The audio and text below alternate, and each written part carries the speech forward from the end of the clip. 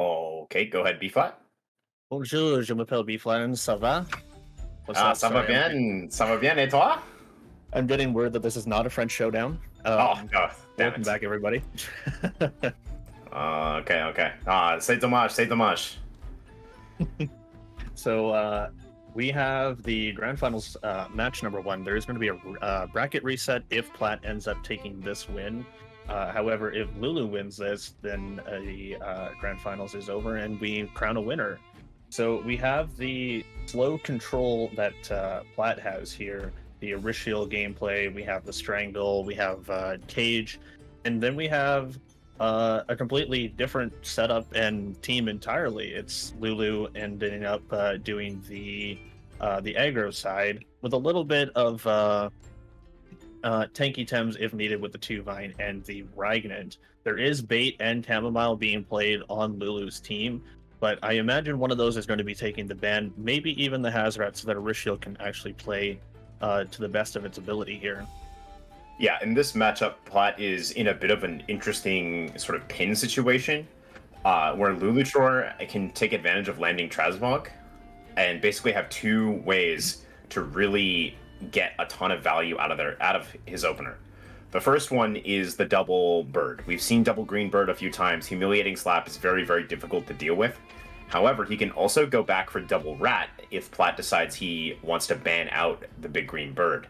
So double Hazrat is definitely a big problem because, as we've mentioned before, Lulu is finally going to get to maybe use the talisman on this landing transmog Mimit, which makes it very hard for Platt to get any value out of Cycrox. So you combine that with the fact that Lulu has a lot of great coverage options, a lot of quick offensive scaling with Ragnit's P-Jab, Size Munches, Heat Up into Wreck, the Humiliating Slap combo, and the Heat Up on Hazrat. This is a very difficult matchup for Platt to win. It's going to be, he's going to have to use his experience over many different tournament games to kind of find a way to win here, and he's going to have to do it twice, like you mentioned. With that bracket reset, Lulu has been waiting. He's been marking down every time something strange happened in the game, trying to get a sense of what Platt's spreads are, doing whatever calculations he needs. And on top of that, he has to be taken down twice. So Lulu's definitely got the advantage right now, but Platt has come back from some pretty bad spots. So let's see how he does as we get into the draft here.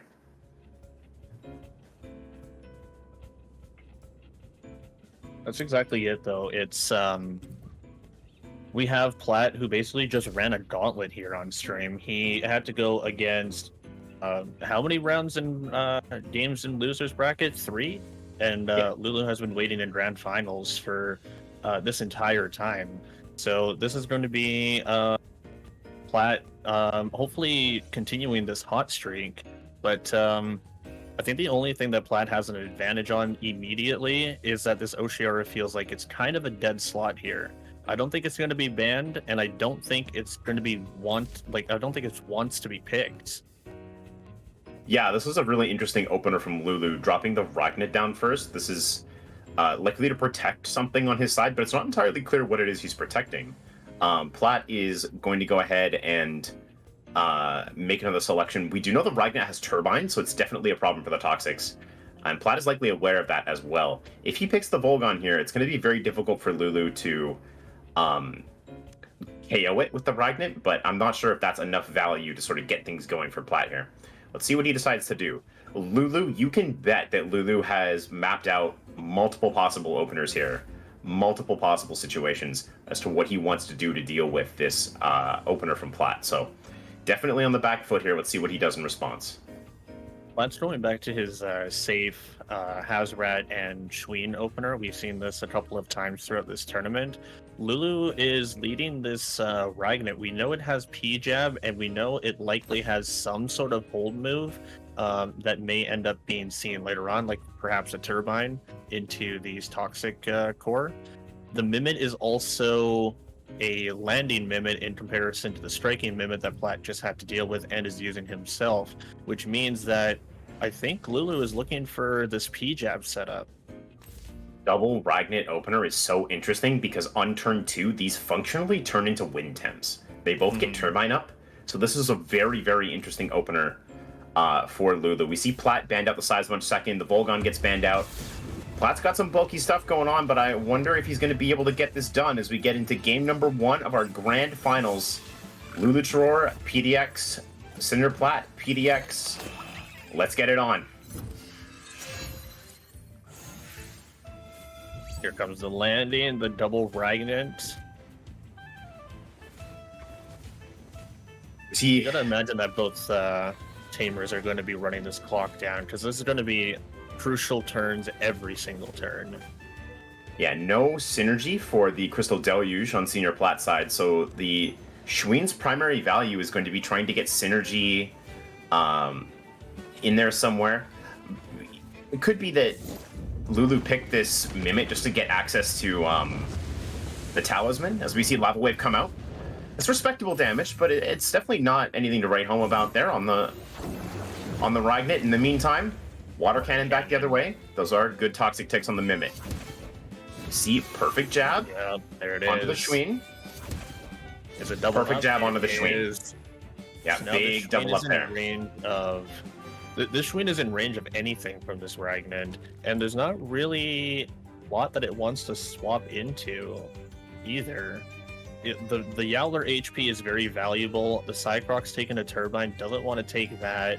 The Mimit definitely don't want to take that because it's striking. This Schween basically just goes down, in my opinion. I think it just has to go away here. The Schween might be able to pull off a Quartz, and then I think it just vanishes from there. This is such a weird play from Lulu. Like, the double Turbine is the only way he can outspeed, unless he maybe brings in a digital here on the other side. Like, if Munko comes in, yeah, so we see the swap out, because he's going to try and get the synergy. It's Albion, yeah. He's going to try and get some sort of synergy onto the Ragnat's E-Punch here. But Hazrat's first with Lava Wave. He's got to get Ragnat ahead of Schween. He does. This should bring it down. It does. That was close. The way that HP bar moved down, that was actually not that unlikely. So double Turbine is maintained for Lulu, and Plat down a 10 early on in the game here. Here comes the Mimit. Now, Mimit has a couple of options here. It does, and it kind of doesn't. You really don't want to take an E-Punch on this Mimit, right? So you're pretty well forced to copy Ragnat, unless it's going to try and copy Hazrat, but that seems not super wise with 3 different Turbine options potentially available for Lulu here. I feel like Ragnat has to be the choice, because it combats the Zalbian, it combats the Munko, it has E-Custodian, so it can do redirects if it has to. And it also gets to give Plat another thing that not a lot of people realize when Mimit steals a Tem. You get to see the move set. Ragnat has a lot of moves available to it that you want to slot in on it. There's the 5 or even 6 hold move syndrome that Ragnat can bring to the table. Yeah, Luluchroar has to be very careful here not to get greedy. If this Hazrat is somehow maybe not, I don't know. I mean, if Hazrat can live double Turbine, I don't think it can. There's the Ragnant, yep. Yeah, there's the DNA extraction. Lulu has to not die on this Ragnant, because otherwise his team is in a lot of trouble against Plat's Ragnant. Surely double Turbine just kills this rat, though. Yep, we hit it skip by 1. 7%. Can it go through a second? It Nicely cannot. done. That is enough to take out the Hazrat. Yeah. The Toxic Farewell places 3 turns of poison, 10% discount on the Zalbian's HP as well. So here's the Yowler. Now this is where things can get kind of dicey for Luluchroar. Ragnat is kind of needed because Plat has this super fast Ragnat of his own, and Lulu's got lots of things that are weak to electric attacks, and Plat has so much speed, taking advantage of +2 speed and the Cycrox synergy. So while Plat is down Tems, it's actually not very easy for him to manage that. It's going to depend on like whether or not Luluchroar has any sort of coverage option, like anything that would help striking Mimit taking advantage. Like Charge Iron Filings would be huge here. Perfect Jab would be huge here. We'll see. It's just going to be Hypnosis for now. On to the Ragnat. +2 speed is very, very nice for that. It's allowing Yowler to get some holds up here too. But there's the T-Shrap into the Yowler. I wonder if Plat knew that this Zeobian had T-Shrap previously, because we did see that from Lulu's game in, I believe, versus Rem earlier. I love this play for Plat. Going for the Hypno and then the clinch. Now he has swap out Cycrox and Electro Punch. Yep. If Lulu stays in, the Rygnet will redirect the Electro Punch to it and die. If he leaves, the Electro Punch will hit the Zalbian and kill it. So Lulu is losing something this turn no matter what. And Plat is going to be able to safely get this Yowler out, unless Lulu has some sort of cage or something like that on Rygnet, but Plat would know that in advance.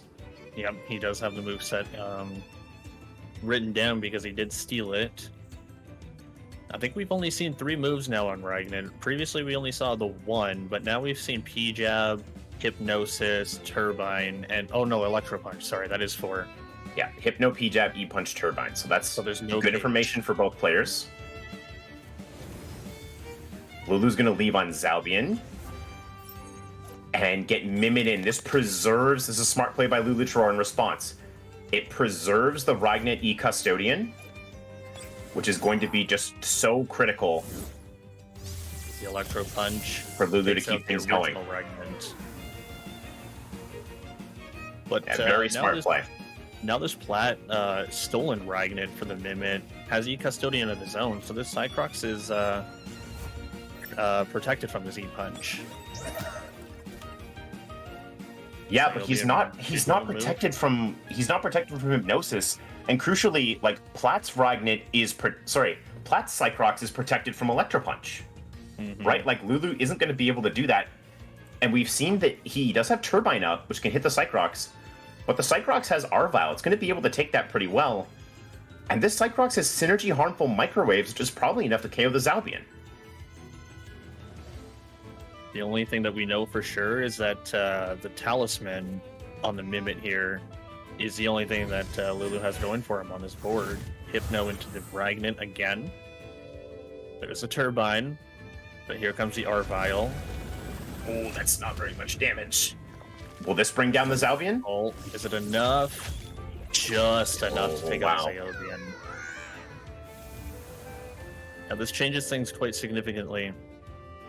Lulu was up 5-3 at one point. All of a sudden, it's 3-3. This is where the control takes over. Plat has to be a little bit careful here. Like, he obviously can't just, like, throw away the Cycrox to, like, a ton of wastewater damage or anything like that, and he has to be mindful of the amount of stamina he has on Mimit. This might be a turn where he opts to rest the Mimit instead of using it, or swaps it out for a Yowler, because it's not an immediate threat there. No, instead he stays in, and he's just going to punch Lulu in the mouth with Turbine. But Lulu's got bulk on the Hazrat. He's actually not that affected by it. Doubled up with the Harmful, takes it down to 42% on both hits. Embers into the Cycrox to hit and burn it. It is neutralized, so it's just going to be a normal hit. But the burn deals 6% true damage. And now this Mimid is out of stamina. This Mimid is out of gas. Maybe this is the rest turn, but then that means Lulu has 2 Tems that are able to swing back because the Rygnet is woken up this turn. Yowler is coming in. Yeah, this is a good play by Plat, just taking some damage on the Yowler while Lulu has to commit some stuff of his own here. Opts to just go ahead and overexert Hypnosis here. P-Jab Lulu. Turn. Yeah, goes for the P-Jab. So now this Yowler has Hibernate. Yeah, the Yowler's not going to get to move. The Yowler's not going to get to move because Lulu has Hypnosis up on the Mimit, and Plat cannot respond. Yeah, we have an OX Rygnet here. Yeah. He is -2 as well. So that means that the -2 play there is definitely relevant here. As Lulu's going to have to give up something. He's going to have to do something. Yeah, there's the Mimit Hypno. He's got to give up. He's got to give up an attack turn so that this Yowler doesn't move, which inches us closer to Winner's Call. It's also, he's just going to be able to sleep the Mimit again, which is a bit tough for Luluchroar. As you know, the Yowler is going to get woken up next turn, so Lulu won't be able to... No, he swaps it out, actually. Cycrox is coming in instead. This one's going to be a nail-biter. This is definitely a chess match for sure. Hazrat getting some marbles value. Mimit just goes right for the perfect jab. No hit. Smart call, smart call. Oh, but it's wastewater, not the fire move. Lulu forgot what was in the back. Cycrox is going to be able to stay alive here. Now the question is that, well, there's the building blocks in the Yowler. Yowler has Winter's Call now, I do believe, and it also still has that Hibernate because it hasn't been able to use it.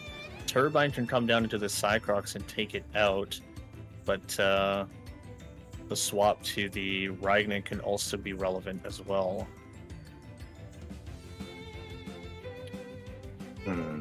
This is really tense. Does he have Winter Call? Has he been on the board for that many turns? Yeah, that was building blocks, so that was 3 in a row, and he was also swapped in one turn previously. That would mean he's one short. He was also Hypnote for 2 turns. Yeah. He 100%. I mean, we'll find out. Yeah, we'll find out. He definitely has Hibernate, but there's a big difference, right? If he has Hibernate, Lulu, and doesn't have Winter Call, Lulu can Hypno him next turn. Time to find out. It's going to be Munko in. And he just goes for it. I was going to waste that thing out. Ooh, there's the suplex. Savage coming in, not doing Hibernate or the potential Winter's Call. Oh, that's bad news for Plat. Or sorry, for Lulu, I think. Because now Hypno can block Hypno. And he is faster.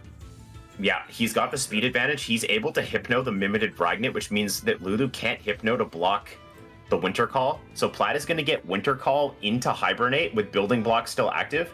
Unless Luluchroar is running Reset on this Munko, this could be curtains. Lulu often says that he's the type of person to be really covered for everything. Like, this is a sweatband Munko. This Munko wants to stay on the board for a very long period of time. He also brought Talisman. I feel like he was kind of catering to a few of the opponents in this this tournament. Look at that Plasma Beam sideswipe to wake up the Ragnant. He's faster. Into his own hypnosis, takes the Yowler into sleep again. That was a big play. Wait, but he's overexerted. He did overexert. He didn't actually get any value from that. He just kicked the can down the road another turn. Like, Plat can just do a similar play. He has side turbine. Thing. He has side turbine to wake it up. Surely he won't side P-Jab because he needs to keep the defense bonus. But he can side turbine to wake it up. And Lulu will get to hit him, but then he'll be frozen and the Hibernate play will still happen. It delays the inevitable, basically. He goes for Hazrat. Okay. There's a Soul Shout into the Ragnant Mimit. That's a very fast Munko. No! Oh, he goes for the E-Punch instead. That is a really bulky Munko, unless this is the extremely bulky Mimit and it's just not attack invested at all. Lulu lost sleep. He can't sleep him anymore. No, because the Mimit went into the back. It can't come back as something else. So Plat's going to be able to get this sleep off on Hazrat here, yes. Plasma Beam to hit and burn.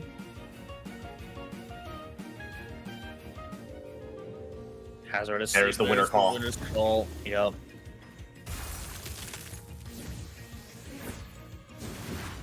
Yowler is now +3. You can just take the Hibernate here if it really wants to.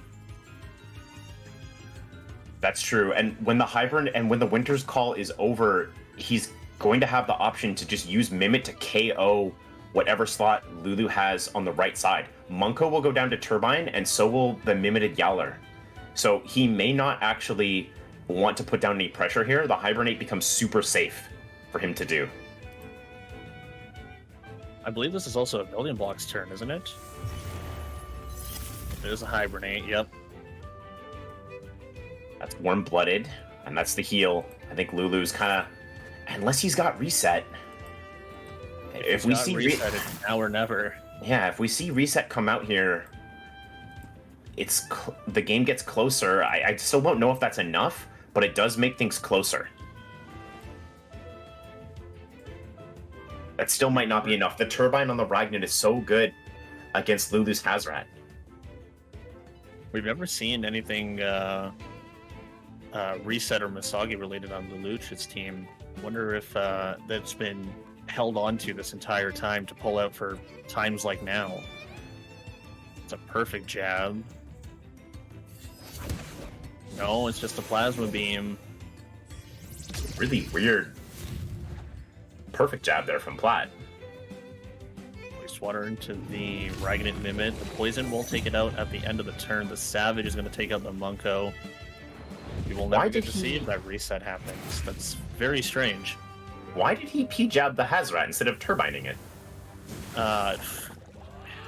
You know what? Your guess is as good as mine on that play. I wonder... Yeah, I don't see any world where that was valued there. Maybe he was just trying to get around...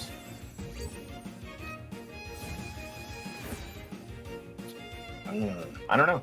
Turbine might not have killed. Maybe a swap?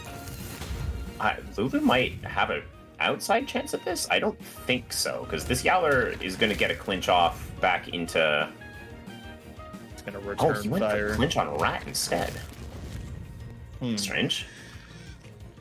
Through burn. Is it Did he enough? just... Yeah, absolutely. Oh my god, did Matt just throw? Wait. Poison burn. Lulu's faster. He's got speed on suplex. He is faster. No Oh way. my god, he threw. No way. Holy smokes. Wow. I actually don't have any words for that. What? Holy, talk about your tournament finals pressure here, man. Wow. That was an absolutely incredible... That was 100% in control for Plat there, but that toxic farewell, the burn, like Lulu. This is going to be... We're getting back into draft for game 2 right away. Wow. This is going to be one of the biggest tests of like mental fortitude and like being able to avoid playing on tilt. Plat's got to win. Plat's got to win 4, and he can't lose this game. He can't lose at all. The next game.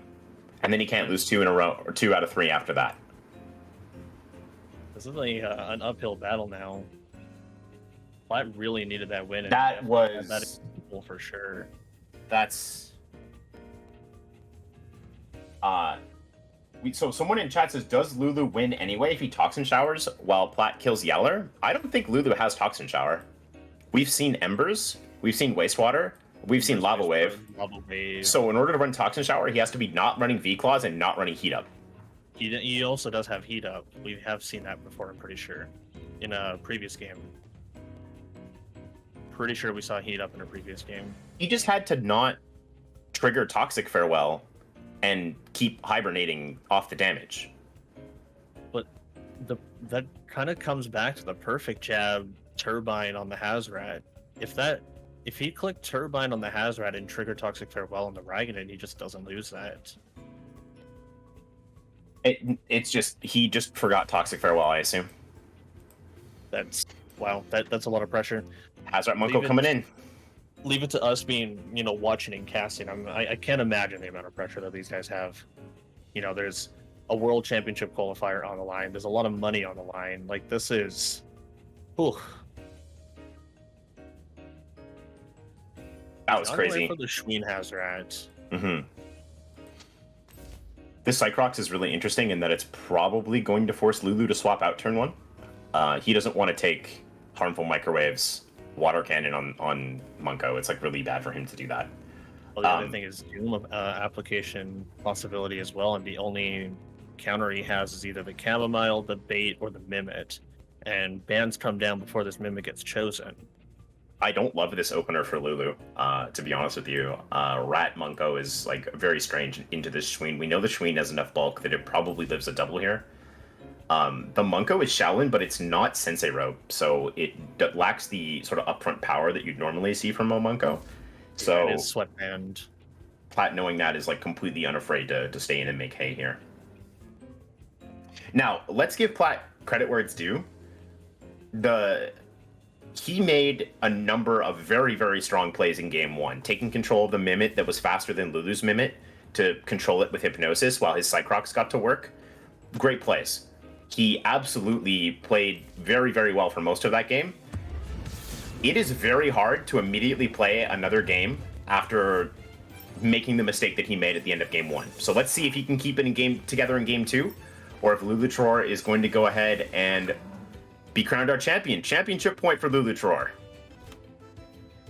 Yeah, this is the potential of tilt gaming here. I think that would set anybody off. Having complete control of the entire game, making the plays to take the Ragnar to be faster and have the Hypnosis control, and then having it come down to a 1v1, but the Toxic Farewell triggering and having a trait be the reason for the loss. That's got to be tilting.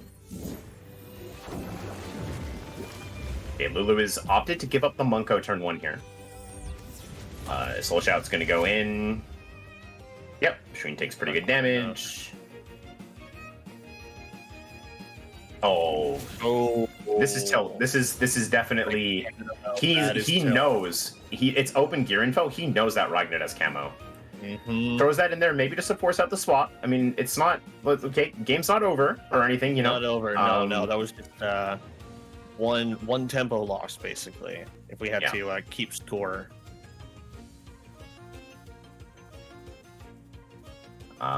He does still have the option to throw microwaves that way. But Lulu probably has hook on this Munko, and that might be enough to polish the Schween here. We did see hook on the Munko earlier. We saw a side-swiping hook Munko on a sleeping Tem from Lulu's side in previous games. I believe it was against URM as well. There was a sleeping Tem from... it was either a Deluge or a Hypnosis, I can't remember. But this Munko 100% has hook. Bit of a different dynamic here. This goes for synergy microwaves, but it's the other way, which is weird because the E-Punch is hitting the Schween instead. Nicely done. Yeah. We saw from game one that Electro Punch was faster, so it's huge info there. Yeah. Munko goes down. Now, Size Munch is in the game, which changes the dynamic of just bringing Mimit in to take Ragnet here for Plat. We know Luluchroar is faster on Ragnet than he is on Size Munch, so just going for Mimit here is actually a very risky play. But Ragnet has the sleep control up, and it's got that outspeed, so Plat's going to go for Yowler here, but Lulu is going to start absolutely taking over this game. If he gets heat up off on Hazrat here, this could be very, very devastating for Plat. Hazrat is a little bit tankier than usual, too. It took a pretty hard-hitting Turbine earlier in game number one. Yeah, absolutely. Plat is got a bit of low tempo going on here. We do see, like, there's Hypnosis. He's controlling Cycrocs this time. Hazrat does go for heat up. Uh-oh. Yeah. Plat is probably going to hit the Hazrat with clinch here, so he's got that going for him. A little bit of damage there, about 28%. Yeah, now Lulu has perfect jab Embers to start working on the Yowler. Keep that going for himself. Perfect jab Wastewater. Get some poison true damage in there too, if he really wants to. Nid coming in on the other side. This is smart, gonna get a Mom's Lunch. The Mom's Lunch stamina down. Just take a bit of Marvel's Chip. Ragnet has enough stamina to keep going even through the lunch. There's perfect jab Embers. Low stam. Yeah, and the low stam, big suplex coming in here, but with the burn, Lulu's able to shrug it off. Tanky Hazrat through the burn. No attack up on the Yowler. That's it's a turn that Rat doesn't mind.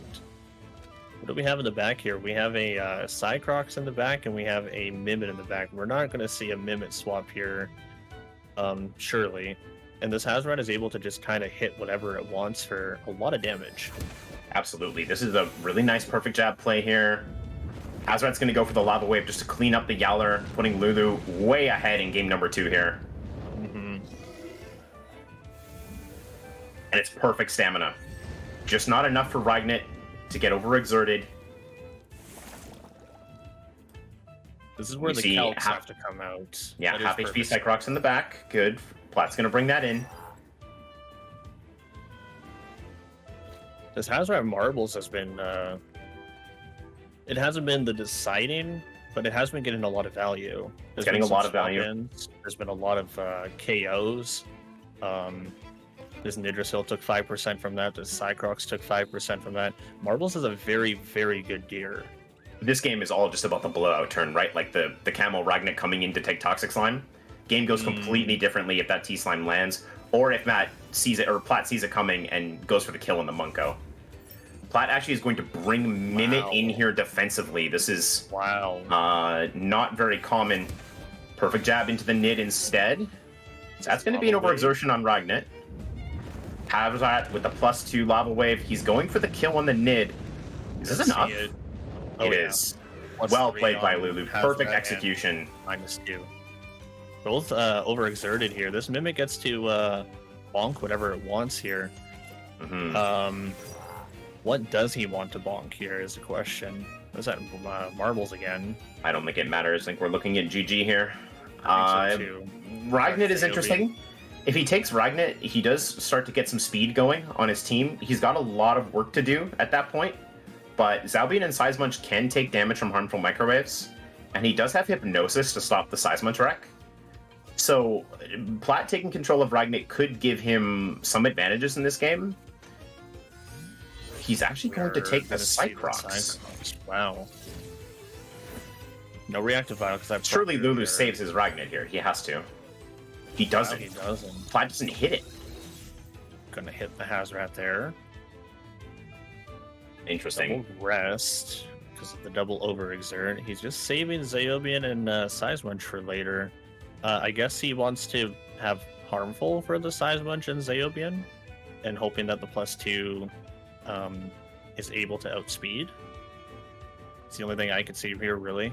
He's just going to try and run it down here, I think. Yeah, but, I mean, the Mimit is dead, right? Yeah. The Ragnet's going to just go ahead and outspeed it. Oh, he's got the speed on the microwaves. That's going to take out Hazrat. So he's going to dodge the Toxic Farewell, but this Toxic Slime? Interesting. So the Tick. Oh, the Neurotoxins triggers. That, Plat didn't think that was happening 100%. No. Cycrox is down here. The Ragnan is not overexerted. Yeah, it's GG. That's going to be game over. That looks like a 2-0 victory and a kind of a sweep on both sides. Not really a sweep, but a couple of plays. No, that's not a bug. That's a good point out by chat. That's actually mechanically how Neurotoxins works. Whenever it triggers the poison, right? Yes, the poison has to trigger. So Lulu with a double, and we've got a new champ, ladies and gentlemen. Shout outs to Luluchroar, our mid-season invitational champion. GG's to both. And we got it. All right. Welcome back, B Flatten. I think we're going to go ahead and wrap the whole thing now. So what were your thoughts about that set between Lulu and snrplat? Had to have a little bit of brain fog there for a second, but no, the first game was totally in Plat's control.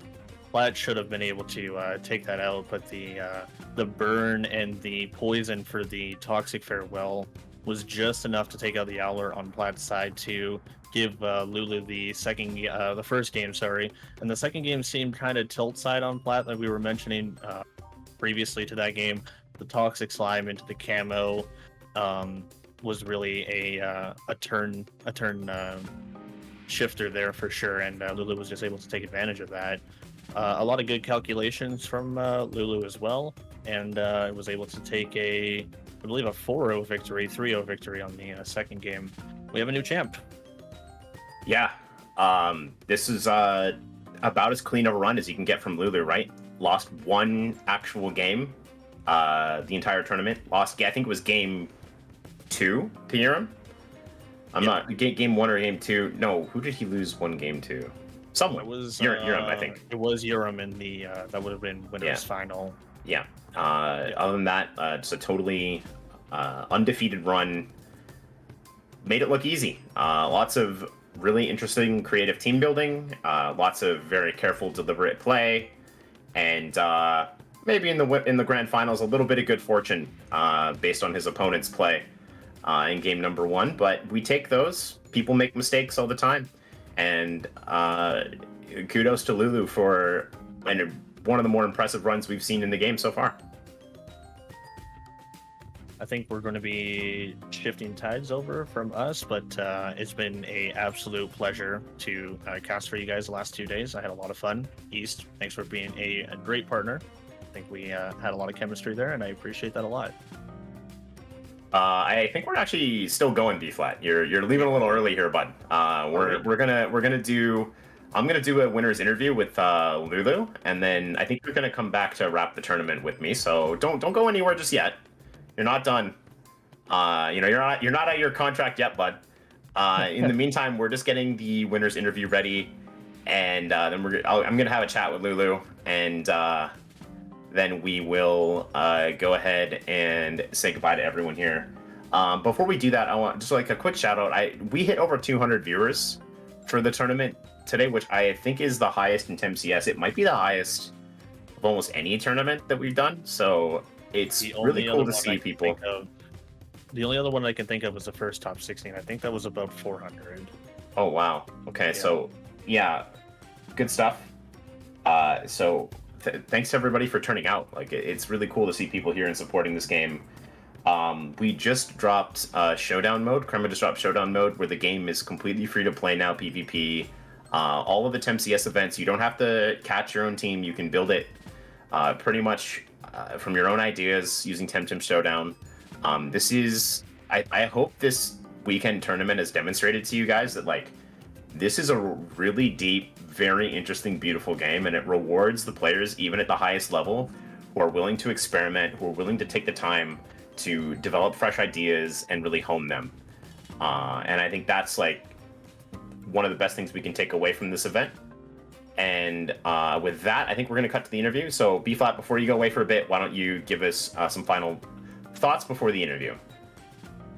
Yeah, I think you pretty much covered what I was thinking as well. This weekend proves that this deserves to be an esport. It has all the mechanics of being an esport. It has all the competitive aspects to continue being an esport. And, we have the event being streamed. We have casters. We have the competitors and tournament brackets. We have the potential for a lot of up-and-comers.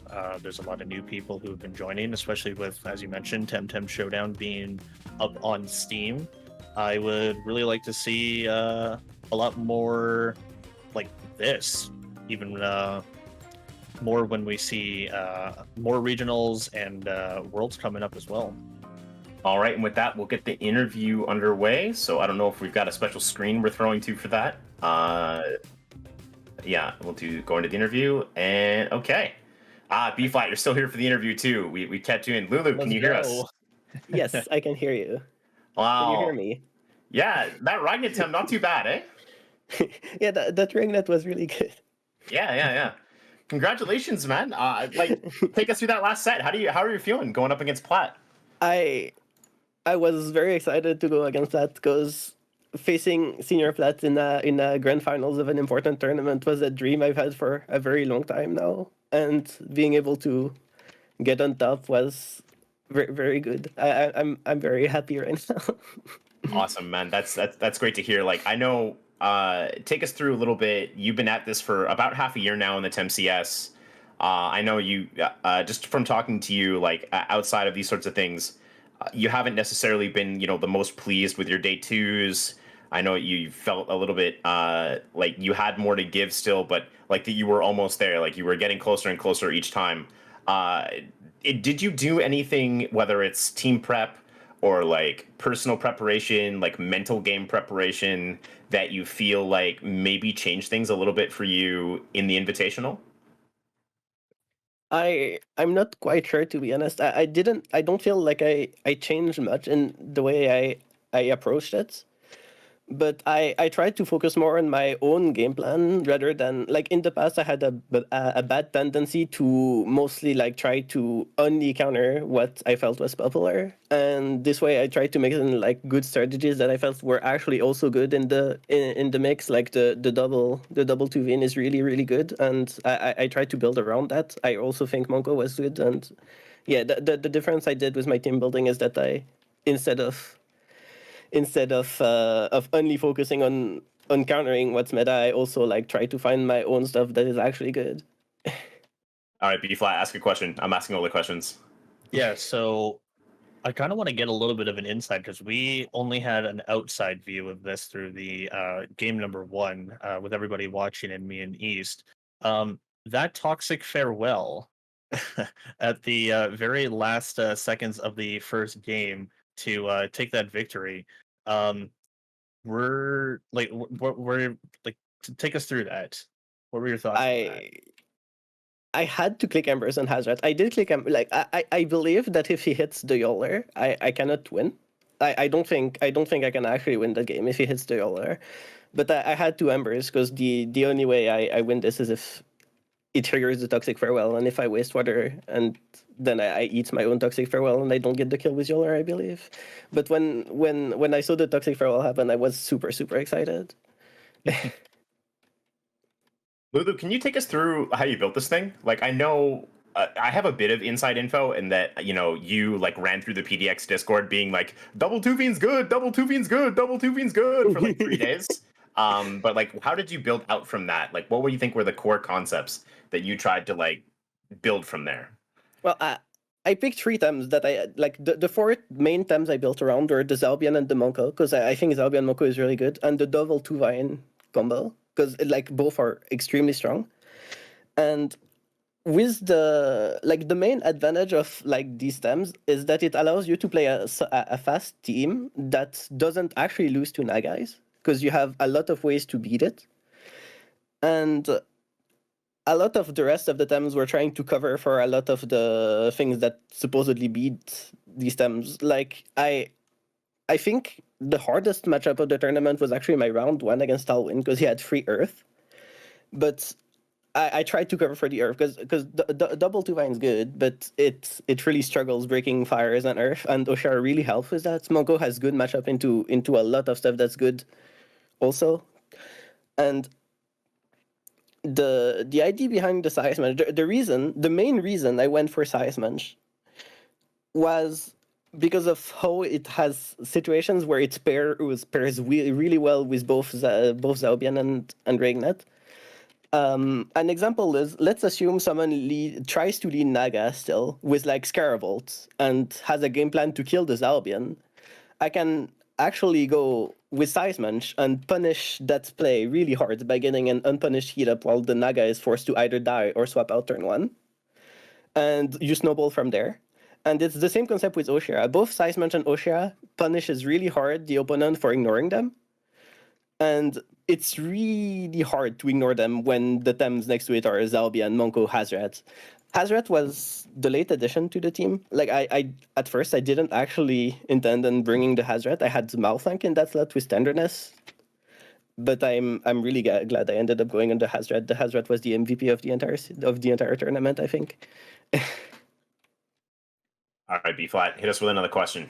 We were talking about, speaking of the Hazrat, we were talking about how valuable Marbles was in those last 2 games, and it really showed that Marbles is a very strong gear, and it was nice to see it on a here Hazrat. It did survive that turbine, which was excellent to see.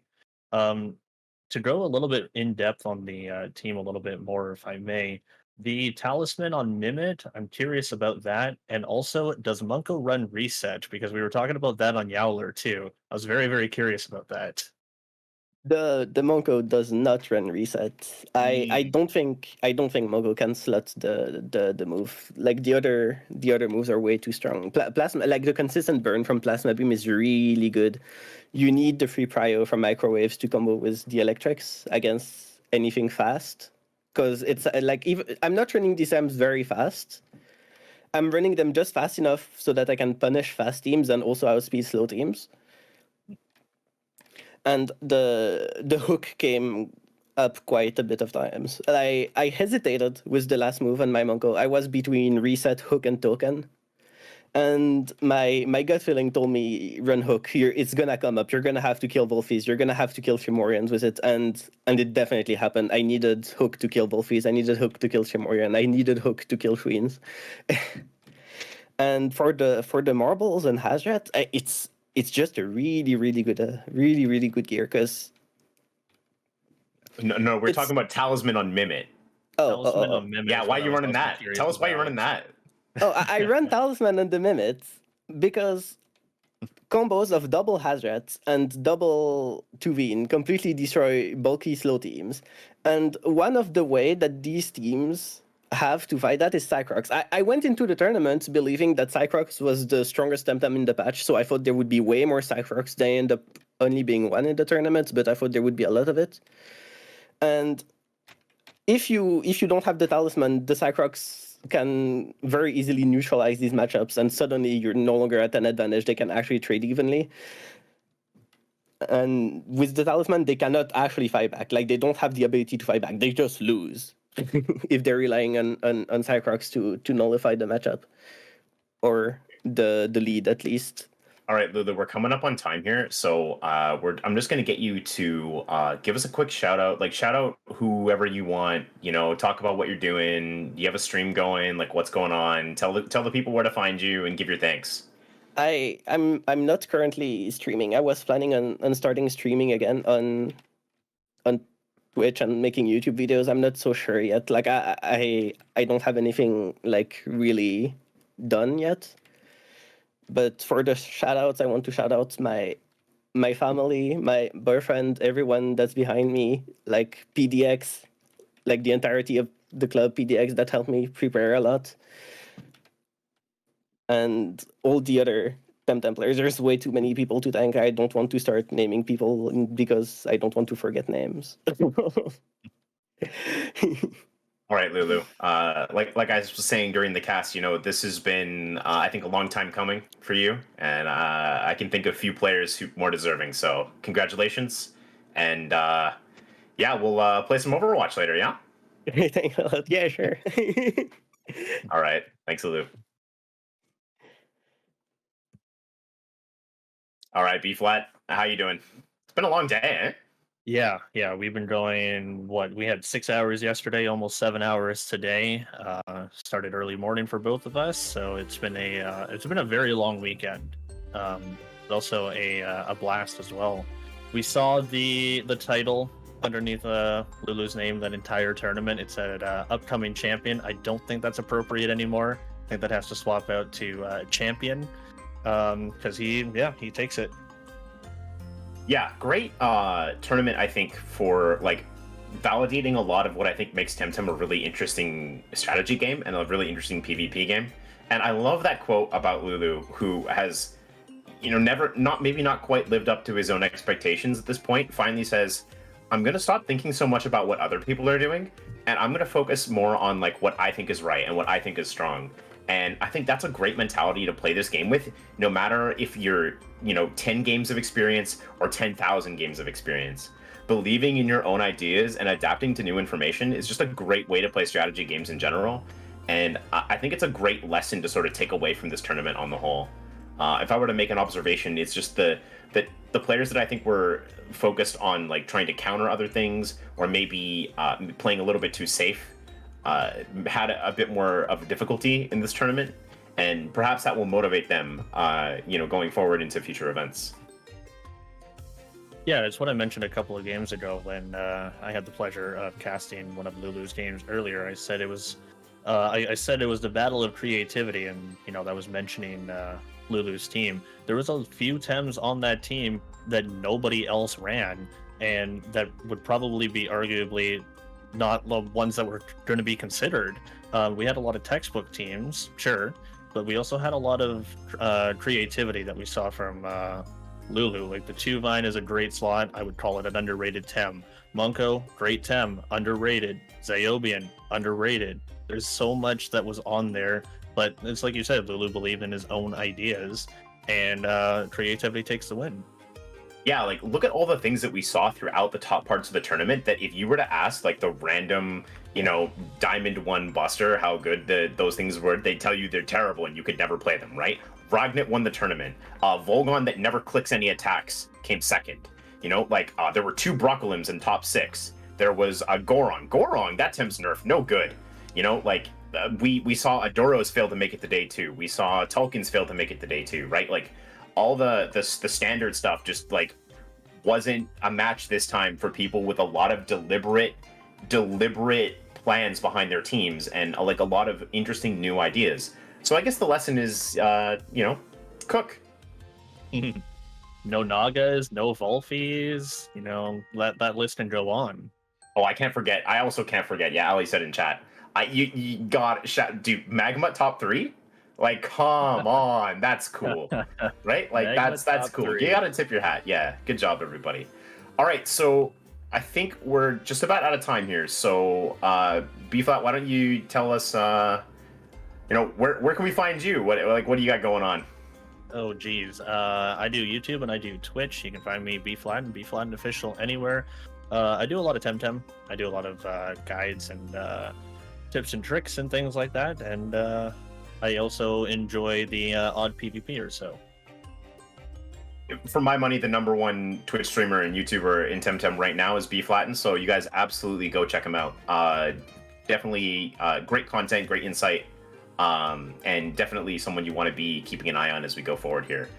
In the meantime, I want to give a huge shout out to Crema, a huge shout out to, I believe it's GG Tech, who's the production company that helped us with this. Fantastic job. Great event. Big thanks to Gagbomb, Jay Doragon, Laura Weaver, and Scarsing also helping out with the cast.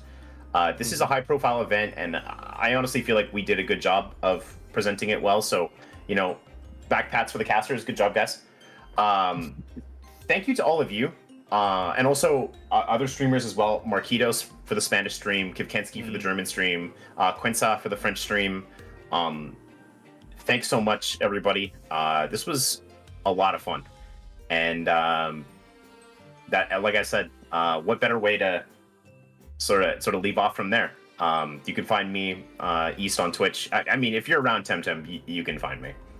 And with that, I think we'll say goodbye. So for all of us here at the Temtem Championship Series, see you at Worlds. Have a good night, everybody.